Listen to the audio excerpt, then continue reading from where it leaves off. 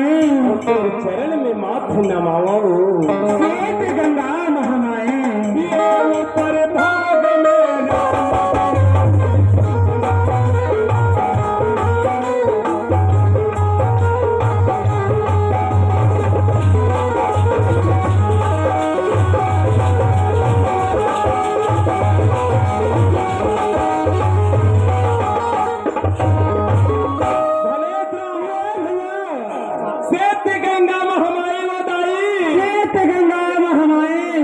और चरण में माथ नवावा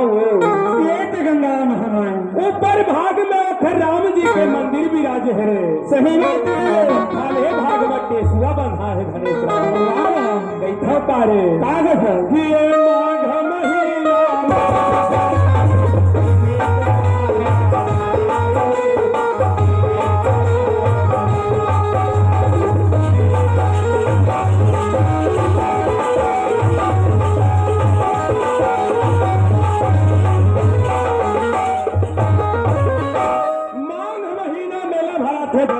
और दीवी द्वार के बाजार होते रे के होगा चला दावत है धनेश राम जिंदगी है जिन जानते